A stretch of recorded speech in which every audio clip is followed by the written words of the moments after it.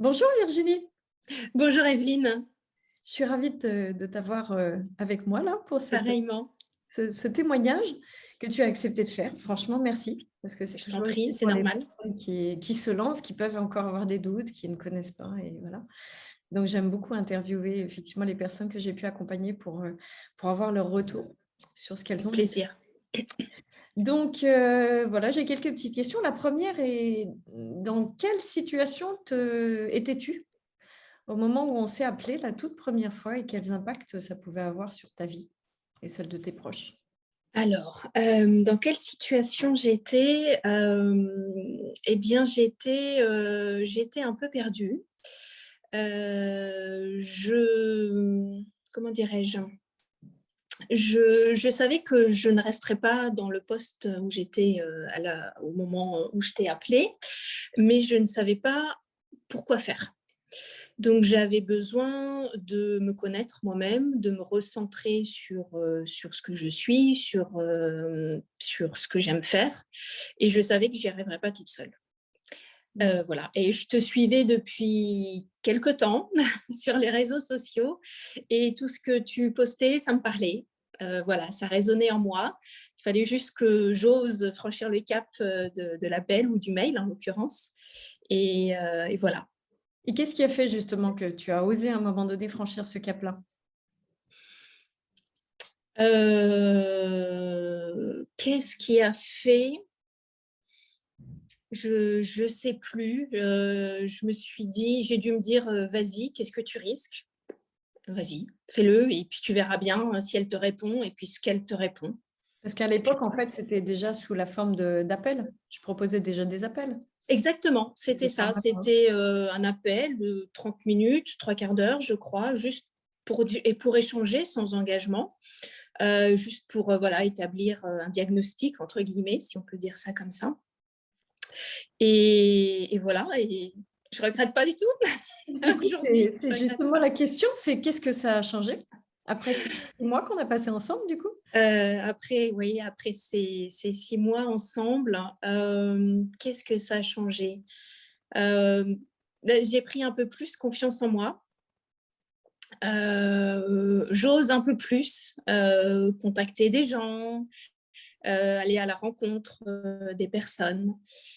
Euh, ah oui, c'est ça. Et puis surtout, on a travaillé sur les freins, les peurs, sur le déverrouillage surtout, comment maintenant que je me connais et que je sais comment je réagis face à telle ou telle situation, voilà, ça m'a appris à prendre du recul, un petit peu sortir, être spectatrice en fait de ce qui se passe et puis agir après en conséquence. Et tu peux partager en quelques mots ce que tu faisais avant et ce que tu fais maintenant? Enfin, ce que tu te Oui, lances à faire maintenant? oui. Avant, je travaillais dans une société d'assurance, dans la branche informatique d'une société d'assurance. Voilà, qui n'est pas mon cœur de métier à la base. Mais voilà, dans cette société, ça se passait bien. J'y suis restée presque 13 ans. Il y avait une bonne ambiance, le boulot me plaisait bien. Et puis voilà, il y a eu une restructuration, une réorganisation. L'ambiance n'était plus forcément là. Et donc, c'est ça, en fait, qui m'a mis un peu la puce à l'oreille. Et donc, je me suis complètement reconvertie aujourd'hui. Donc, c'est encore en cours, hein, mais j'ai le souhait, j'ai l'ambition de sensibiliser, former les enfants aux enjeux environnementaux et donc d'intervenir en milieu scolaire, périscolaire, voire un tiers-lieu, pourquoi pas. Voilà, pour semer des graines dans leur petite tête, dans leur tête de futurs citoyens. Mmh. Et tu t'es lancée à quitter ton entreprise Exactement, et donc j'ai quitté mon à un moment employeur donné? en juillet dernier, oui. Et voilà, et donc c'est tout frais, hein, on est en octobre, bientôt novembre, je me lance, donc ça prendra la forme d'une association. Pour intervenir en milieu scolaire, il faut être une association.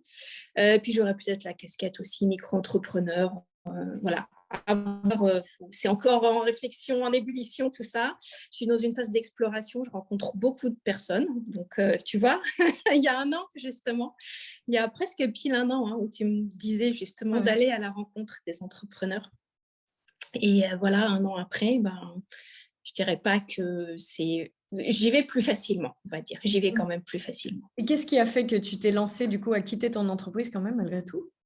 À te lancer dans ce grand bain? Ouais, ouais, le grand saut, l'image est vraiment forte. C'est vraiment un saut en parachute. Voilà, j'ai sauté dans le vide et c'est effectivement un saut vers l'inconnu.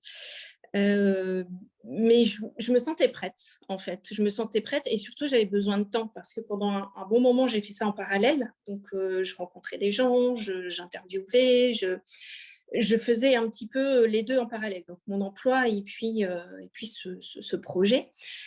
Et je me suis dit, c'est pas possible, il faut que j'avance. J'avais envie d'aller plus loin, d'aller vraiment plus vite. Et pour ça, il faut vraiment se donner voilà, à 100%. Et c'était pas possible avec je voulais aussi être faire assez juste avec mon employeur. Donc, il arrive un moment, j'ai dit stop. Et puis voilà, puis ça s'est bien passé.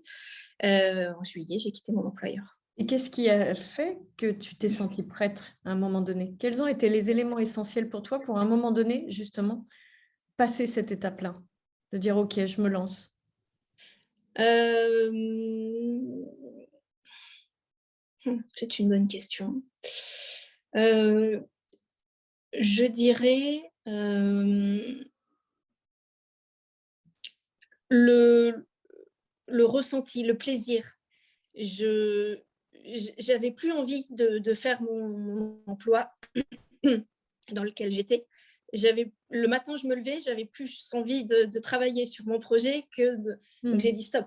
Il arrive un moment où on peut pas, c'est un peu schizophrène comme situation. Il faut que j'arrête. Et Mmh. puis, il fallait être fair aussi avec mon employeur. Enfin, voilà, fallait que ça s'arrête. Et tu sentais qu'il y avait vraiment des éléments de toute manière pour toi vers cette nouvelle vie? Et Je sentais qu'il y avait plein de choses qui étaient en place, des accompagnements, je suis accompagnée par une association qui s'appelle Assopreneur et qui accompagne et qui encadre des assopreneurs dans leur mission à impact. Donc, je me suis dit, je tente, au pire, si ça ne marche pas, tant pis, mais voilà, j'ai 2 ans devant moi, j'ai réussi à obtenir le chômage.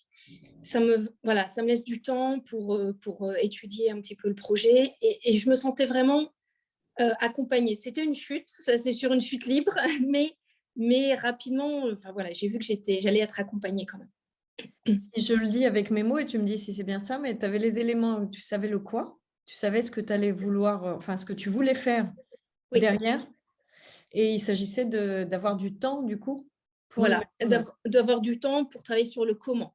Voilà, Exactement. d'accord. J'avais le quoi, mais pas forcément le comment, pas la structure, pas. Donc voilà, il suffisait juste de se lancer en fait. De se lancer, avoir le temps du coup nécessaire pour développer cette partie-là. Exactement. Et qu'est-ce que t'a amené particulièrement le coaching qu'on a mené ensemble? Est-ce qu'il y a des points que tu notes qui t'ont vraiment permis justement de déterminer ce quoi Euh, particulier?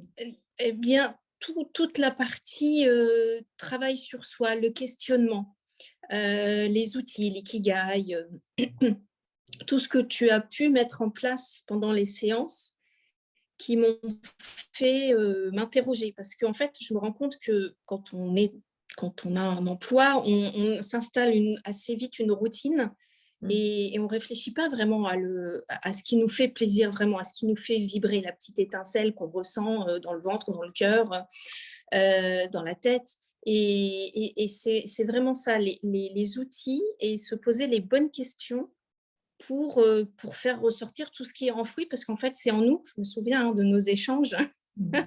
C'est vraiment en nous, c'était en moi. Il fallait juste que j'aille le chercher. Alors, il est plus ou moins caché en fonction des situations, des personnes. Et donc, voilà, c'est vraiment je dirais le questionnement et les outils. Et sur la partie des peurs, pour t'aider à passer le cap, est-ce qu'il y a eu des choses Aussi, particulières? oui, alors comme des exercices en fait, entre les séances. Je repensais à la première fois où j'ai dû aller toquer à la porte de chez quelqu'un, juste pour lui poser des questions. Je me souviens que j'avais beaucoup d'a priori, donc on a retiré toutes ces peurs, tous ces a priori que j'avais de penser que, bah, c'est pas intéressant, la personne va pas vouloir parler, ni à moi, ni d'elle, et en fait si. Et donc au final, ça a fait le déclic. Si je l'ai fait une fois, je peux le refaire une deuxième fois et puis une troisième fois. Et puis la preuve, c'est ce que je fais depuis quelques mois maintenant. Bah, je rencontre plein de personnes, mais que je connais pas du tout, hein, mais voilà, j'ose aller vers eux, vers elles, et bah, juste pour m'intéresser à ce qu'ils font. Et ça m'apporte beaucoup. Ça m'apporte beaucoup. En confiance en soi aussi. Comment tu te sens aujourd'hui? Bien, bien. Alors, je te cache pas qu'il y a des fois, il y a des grosses périodes de doute encore, bien sûr, Mmh. de questionnement,